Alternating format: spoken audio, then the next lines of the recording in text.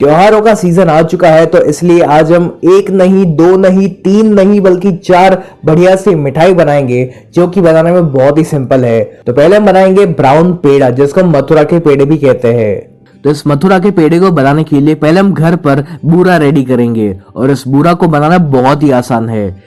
तो इस बूरा को बनाने के लिए पहले आपको एक पैन में या फिर एक कढ़ाई में लेनी है 2 कप चीनी। फिर हमें इसमें ऐड करना है तकरीबन 3/4 कप या फिर 1 कप जितना पानी। अब गैस की फ्लेम को हाई पे रखकर आपको इस चीनी को पूरी तरीके से पिघलने देना है। ये जो पेड़े हैं इसको बनाने के लिए आप पीसी हुई चीनी का इस्तेमाल मत करिएगा, हो सके तो आप भी इस बूरा को जरूर बनाइए। जैसे कि आप देख पा रहे हो कि हमारी ये जो चाशनी है इसमें अभी भी थोड़े से शुगर के क्रिस्टल्स बाकी है, तो इसको हम थोड़ी देर और पिघलने देंगे। जब चीनी पूरी तरीके से पिघल जाए तब हमें इस चाशनी को साफ करना है। तो इस चाशनी को साफ करने के लिए मैं इसमें दूध का इस्तेमाल कर रहा हूँ। तो मैंने इसमें तकरीबन 1 चम्मच दूध का इस्तेमाल किया हुआ है और इसमें दूध डालने के बाद आपको इस चाशनी में एक बार उबाल आने देना है। और जैसे ही इसमें उबाल आएगा तो इसमें जो भी कचरा है ना वो इस पैन के किनारों पर आ जाएगा। अब एक चाय की छन्नी की सहायता से इस चाशनी के अंदर जो भी गंदगी है उसको हमें निकाल लेना है।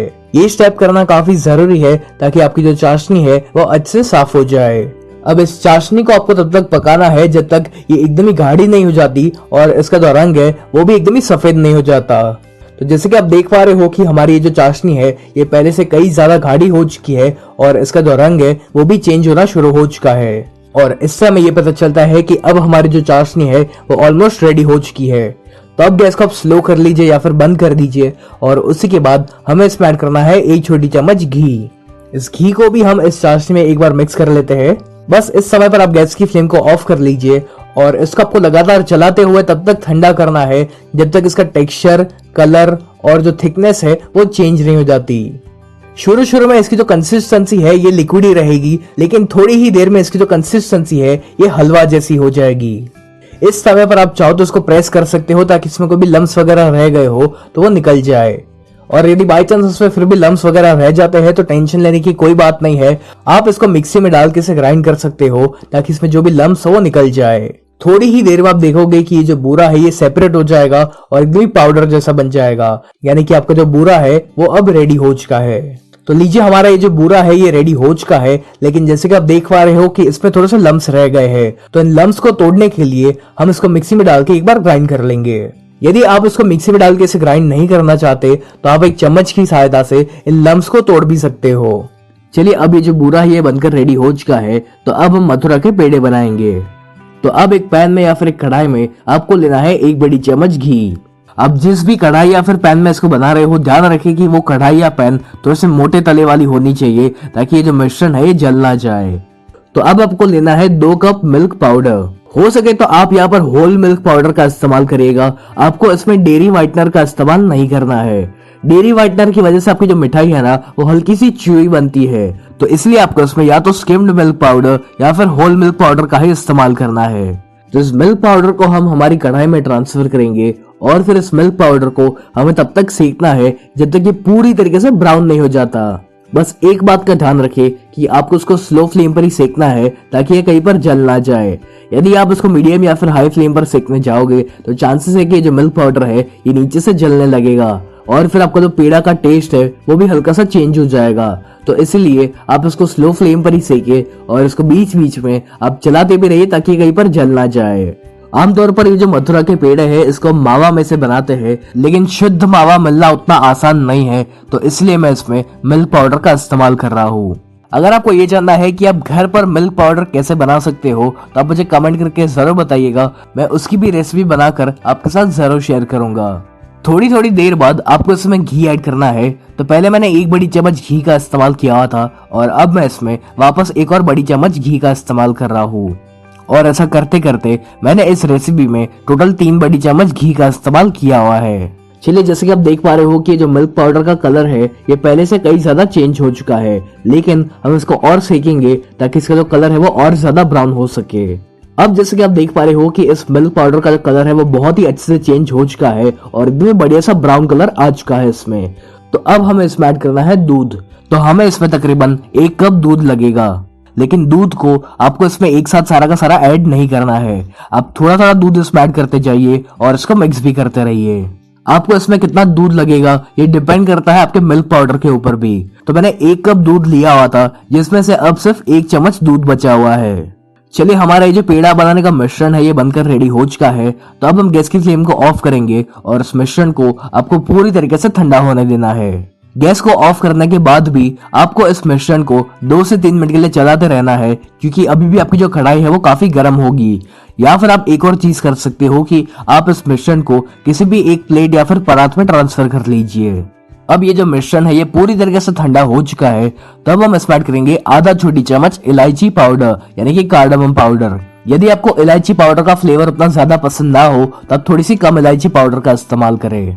अब इसी के साथ हमें लेना है नटमेग यानी कि जायफल, और इस जायफल का हमें सिर्फ 1/4 हिस्से का इस्तेमाल करना है और इस जायफल को हमें इस तरह से ग्रेट करते हुए इसमें ऐड करना है। ध्यान रहे कि आपको बहुत सारा जायफल का इस्तेमाल नहीं करना है, वरना फिर जो जायफल का टेस्ट है वो ओवर पावर कर जाएगा, यानी कि आपको इस पेड़े में सिर्फ और सिर्फ जायफल का ही फ्लेवर आएगा।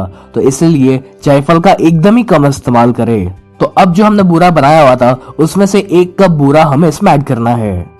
आपको इन पेड़ा को कितना मीठा बनाना है उस अनुसार आप इस बूरा की मात्रा कम या ज्यादा कर सकते हो। अब बस इन सारी चीजों को हम एक बार मिक्स करेंगे। एक बात का ध्यान रखिए कि आपको इस बूरा को इसमें तभी ही ऐड करना है जब ये मिश्रण पूरी तरीके से ठंडा हो चुका हो।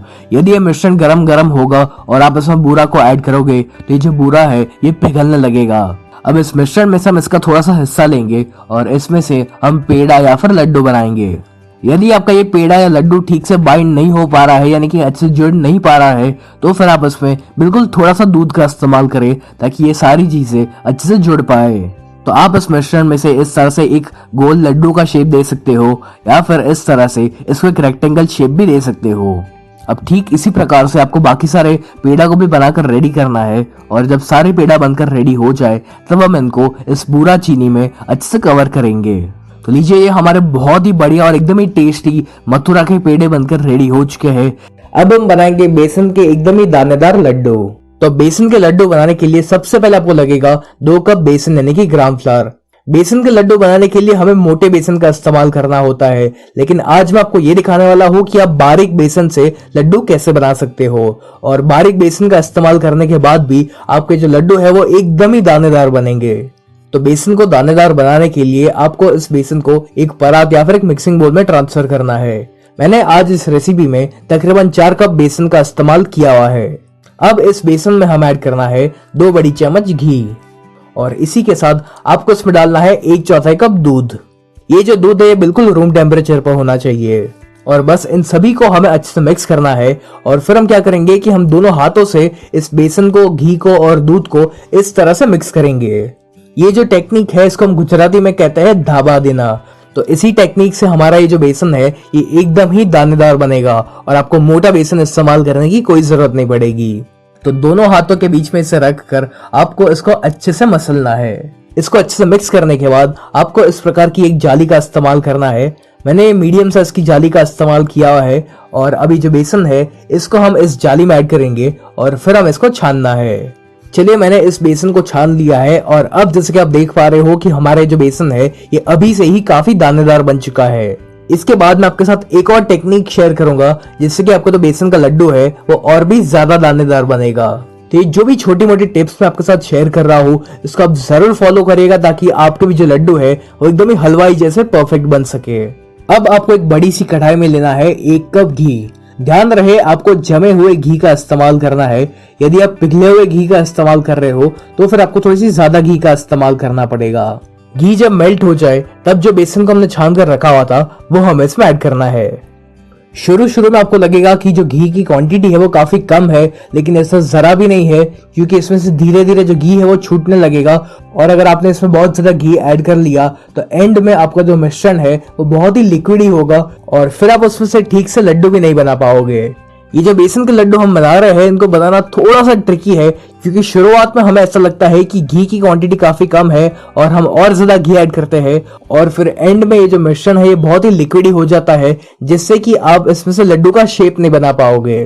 तो इसलिए मैंने शुरुआत में सिर्फ 1 कप घी का इस्तेमाल किया है और अगर बाई चांस हमें लगा कि हमारा जो मिश्रण है वो बहुत ही ज्यादा ड्राई है तो हम 1 या 2 चम्मच और घी का इस्तेमाल करेंगे। अब आती है बेसन के लड्डू बनाने की सबसे इंपॉर्टेंट चीज, और वो ये है कि आपको इस बेसन को अच्छे से भूनना है। बेसन को आपको तब तक भूनना है जब तक इसका जो कलर है वो हल्का सा चेंज नहीं हो जाता और इसमें से एक बढ़िया सी खुशबू नहीं आने लगती। इस बेसन को हमें स्लो फ्लेम पर ही भूनना है। यदि आप इसको हाई फ्लेम पर भूनने जाओगे तो आपको दो प्रॉब्लम्स हो सकती है। पहली प्रॉब्लम तो ये होगी कि जो बेसन है वो जल सकता है, और दूसरी प्रॉब्लम ये है कि यदि आप इसको हाई फ्लेम पर भूनोगे तो जो बेसन का कलर है वो फटाफट से चेंज हो जाएगा, लेकिन जो बेसन है वो कच्चा रह जाएगा, और जब आप लड्डू खाओगे तो जो बेसन है वो आपके मुंह में भी चिपकेगा और आपको बेसन का कच्चापन महसूस होगा। तो जल्दबाजी ना करें, इसको आराम से स्लो फ्लेम पर सेकिए। इस बेसन को स्लो फ्लेम पर अच्छे से सेकने में तकरीबन 25 से 30 मिनट लग सकती है। एक और बात का आपको ध्यान रखना है, और वो ये है कि आपको इसको लगातार चलाते जाना है ताकि ये कहीं पर जल ना जाए। मानता हूं कि इस बेसन को भूनने में काफी ज्यादा टाइम लगता है, लेकिन यकीन मानो कि आखिर में जब ये दानेदार लड्डू बनकर रेडी हो जाएंगे तो आपके घर वाले आपकी तारीफ करते नहीं थकेंगे। आज तो हम ये बेसन के लड्डू बना रहे हैं, लेकिन आपको और कौन से लड्डू की रेसिपीज देखनी है ये आप मुझे कमेंट करके जरूर बताएं, ताकि मैं आपके साथ बहुत सारी रेसिपीज जल्द से जल्द शेयर कर सकूं। इसको 15 या 20 मिनट भूनने के बाद भी अगर आपको लगता है कि ये अभी भी काफी ड्राई है तो आप इसमें 1 चम्मच घी और डाल सकते हो, और इस समय पर आप चाहो तो इसमें कोई भी फूड कलर डाल सकते हो। मैं इस लड्डू को नेचुरल ही रखना चाहता हूँ, तो इसलिए मैं इसमें कोई भी फूड कलर का इस्तेमाल नहीं कर रहा। तकरीबन 20 या 25 मिनट हो चुकी है और अभी जो बेसन का रंग है ये भी हल्का सा चेंज होना शुरू हो चुका है। तो अब इसको मैं और 5 मिनट के लिए सेक रहा हूँ। अब इस बेसन के लड्डू को और भी ज्यादा दानेदार बनाने के लिए हम क्या करेंगे कि हम इसमें थोड़ा सा पानी छिड़केंगे। पानी छिड़कने से क्या होगा कि ये जो बेसन है ये थोड़ा सा फूल जाएगा, और इसी से आपका जो बेसन का लड्डू है वो और ज्यादा दानेदार बनेगा। तो अगर आप भी मेरी तरह बारीक वाले बेसन का इस्तेमाल कर रहे हो तो आप ये स्टेप जरूर करना। तकरीबन आधा घंटा हो चुका है और ये जो बेसन है इसमें से काफी बढ़िया सी खुशबू आना शुरू हो चुकी है। इसका जो रंग है वो भी चेंज हो चुका है, यानी कि अब ये जो बेसन है ये अच्छी तरीके से सिक चुका है। तो अब आप गैस की फ्लेम को ऑफ कर लीजिए, और गैस की फ्लेम को ऑफ करने के बाद भी आप इसको लगातार 5 मिनट के लिए चलाते जाइए, क्योंकि अभी भी आपका जो पैन या कढ़ाई है वो गर्म है, और यदि आप इसको नहीं चलाओगे तो ये जो बेसन है ये जलने लगेगा। या फिर आप एक और चीज कर सकते हो कि आप इस बेसन को किसी एक थाली में या फिर एक बोल में ट्रांसफर कर लीजिए। जब तक ये बेसन ठंडा होता है तब तक आपको एक पैन में लेना है 1 छोटी चम्मच घी। अब मैं इसमें कुछ ड्राई फ्रूट्स ऐड कर रहा हूँ। तो मैंने लिया है थोड़ा सा बादाम, थोड़ा सा काजू और पिस्ता।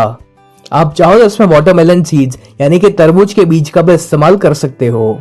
और इन ड्राई फ्रूट्स को हम घी में इसलिए भून रहे हैं ताकि इसका जो फ्लेवर है वो और बढ़िया है। इनको आपको तब तक भूनना है जब तक इसका जो कलर है वो हल्का सा ब्राउन नहीं हो जाता। चलिए, अपने जो ड्राई फ्रूट्स है ये भी अच्छे से सिक चुके हैं। तब सबसे आखिर में हमें इस बेसन में ऐड करना है 1 छोटी चम्मच इलायची पाउडर यानी कि कार्डमम पाउडर। इसका बहुत ही बढ़िया सा फ्लेवर आता है इन लड्डू में, तो आप इसे जरूर इस्तेमाल करिएगा। फिर जो ड्राई फ्रूट्स हमने भून कर रखे हुए हैं वो भी हमें इसमें ऐड करने हैं, और फिर जो बूरा हमने बनाकर रेडी किया हुआ था वो भी हमें इसमें ऐड करना है। तो अभी फिलहाल मैं इसमें 2 कप बूरा का इस्तेमाल कर रहा हूँ। आप अपने टेस्ट के अकॉर्डिंग इसमें बूरा की मात्रा कम या ज्यादा कर सकते हो। अब सबसे जरूरी चीज, जब बेसन गरम गरम हो तब आपको इसमें बूरा नहीं डालना है, वरना जो बूरा है ये सारा का सारा इसमें पिघल जाएगा और आपका जो मिश्रण है वो एकदम ही लिक्विड ही हो जाएगा, और फिर आप इसमें से ठीक से लड्डू नहीं बना पाओगे। तो जब बेसन ठंडा हो जाए उसी के बाद आपको इसमें ये बूरा को ऐड करना है, लेकिन बेसन को आपको बहुत ही ज्यादा भी ठंडा नहीं होने देना है कि फिर वो एकदम ही ड्राई हो जाए। बेसन उतना ही गर्म होना चाहिए कि आप उसे हाथों से आसानी से छू सको, और उसी समय पर आपको इसमें बूरा चीनी ऐड करनी है। मुझे इसमें बूरा चीनी कम लग रही थी तो इसलिए मैं इसमें और आधा कप बूरा चीनी का इस्तेमाल कर रहा हूँ। तो टोटल मैंने इस रेसिपी में 2.5 कप बूरा चीनी का इस्तेमाल किया हुआ है। अब बस हमें इन सभी को एक बार मिक्स करना है, और जब ये एक बार मिक्स हो जाए तब हम इसमें से लड्डू बनाएंगे। तो जैसे कि आप देख पा रहे हो कि इसमें से जो लड्डू है वो बहुत ही आसानी से बन पा रहे हैं। यदि आपने ज्यादा घी का इस्तेमाल किया होता तो इस समय पर आप ठीक से लड्डू नहीं बना पाते, तो इसलिए ध्यान रहे कि आपको इसमें बहुत सारा घी का इस्तेमाल नहीं करना है। चलिए, अपना ये जो लड्डू है ये बनकर रेडी हो चुका है। आप चाहो तो इसको मोदक का शेप भी दे सकते हो। तो मैंने इस प्रकार के एक मोदक मोल्ड का इस्तेमाल किया हुआ है, और लीजिए हमारा ये जो बेसन का मोदक है ये भी रेडी हो चुका है। और ठीक इसी प्रकार से आपको बाकी सारे लड्डू या मोदक बनाकर रेडी करने हैं। और इनको गार्निश करने के लिए मैंने इसके ऊपर थोड़ा सा पिस्ता लगाया हुआ है। तो कैसी लगी आपको ये दानेदार बेसन के लड्डू की रेसिपी? अब हम बनाएंगे मूंगफली की एकदम ही जबरदस्त बर्फी। तो ये जो बर्फी है इसको बनाने के लिए पहले आपको लेना है 2 कप पीनट्स यानी कि सिंगदाने, और इन सिंगदानों को पहले हमें रोस्ट करना है। इनको हम रोस्ट इसलिए कर रहे हैं ताकि इसके ऊपर की ये जो स्किन है यानी कि इसका जो छिलका है वो आसानी से निकल जाए, और जब हम इसको ग्राइंड करें तो ये आसानी से ग्राइंड हो पाए। और जैसे कि आप देख पा रहे हो कि ये जो मूंगफली का छिलका है ये अपने आप ही निकलना शुरू हो चुका है। तो अब यहाँ पर गैस को बंद कर लीजिए और इस मूंगफली को आप एक प्लेट में निकाल लीजिए ताकि ये फटाफट से ठंडा हो जाए। जब मूंगफली अच्छे से ठंडी हो जाए तब आपको इसको हाथों में रखकर इस प्रकार से घिसना है ताकि इसकी जो स्किन है वो आसानी से निकल पाए। लेकिन ऐसा करने में आपको काफी सारा टाइम लग जाएगा, तो इसलिए मैं आपको एक शॉर्टकट मेथड दिखाऊंगा। तो पहले आपको इस प्रकार का एक कपड़ा बिछाना है और इसके बीच में हमें इस मूंगफली को रखना है। फिर इस कपड़े की आपको इस प्रकार से एक पोटली बनानी है और इस पोटली को आप अच्छे से घिसिए। ऐसा करने से जो मूंगफली की स्किन है वो बहुत ही फटाफट से और आसानी से निकल जाएगी। जैसे कि आप देख पा रहे हो कि काफी सारी मूंगफली की जो स्किन है वो निकल चुकी है, और ठीक इसी प्रकार से हम बाकी सारी मूंगफली की स्किन को भी निकाल लेंगे। चलिए, जैसे कि आप देख पा रहे हो कि जो मूंगफली की स्किन है ये निकल चुकी है, तो अब इस मूंगफली को हम एक मिक्सर जार में ट्रांसफर करेंगे और फिर हम इसको ग्राइंड करके इसका पाउडर रेडी करना है। तो इसके पाउडर को बनाने के लिए आपको मिक्सी को चालू बंद करते रहना है। यदि आप इसको लगातार पीसोगे तो मूंगफली में से तेल छूटने लगेगा। जब मूंगफली का पाउडर बनकर रेडी हो जाए तो आपको इसको एक छन्नी की सहायता से एक बार छान लेना है ताकि इसमें कोई भी बड़े बड़े टुकड़े रह गए हो तो साइड पर निकल जाए। अब जैसे कि आप देख पा रहे हो कि इसमें अभी भी काफी सारे बड़े बड़े टुकड़े बाकी है, तो इनको हम वापस मिक्सी में डाल के इसका पाउडर रेडी करेंगे। चलिए, जो मूंगफली का पाउडर है ये बनकर रेडी हो चुका है, और थोड़ी सी मूंगफली जो है वो इस प्रकार से मिक्सर जार में बच जाएगी, तो उनको आपको फेंकना नहीं है, उनको या तो आप ऐसे ही खा लीजिए या फिर आप इसको साबूदाना के वड़े में या फिर साबूदाना की खिचड़ी में यूज कर सकते हो। अब इस बर्फी में एक रिच टेस्ट, एक अच्छा फ्लेवर लाने के लिए हम इसमें ऐड करेंगे मिल्क पाउडर। मिल्क पाउडर आपको किसी भी ग्रोसरी स्टोर में से आसानी से मिल जाएगा, और यदि आपको ये मिल्क पाउडर नहीं मिलता है तो फिर आप इसे नहीं डालोगे तो भी चलेगा। तो मैंने इसमें तकरीबन 3 बड़ी चम्मच मिल्क पाउडर का इस्तेमाल किया हुआ है, और अब हम इन दोनों को एक बार अच्छे से मिक्स करेंगे। चलिए, ये अच्छे से मिक्स हो चुका है, तो अब हम इसके लिए चाशनी रेडी करेंगे। तो चाशनी बनाने के लिए मैंने 1.5 कप चीनी का इस्तेमाल किया हुआ है, और अब जितनी आपने चीनी ली हुई है उसका आधा आपको पानी डालना है। तो मैं यहाँ पर 3/4 कप पानी का इस्तेमाल कर रहा हूँ। अब हम इस चीनी को पूरी तरीके से पिघलने देंगे और इसमें हम एक उबाल आने देंगे।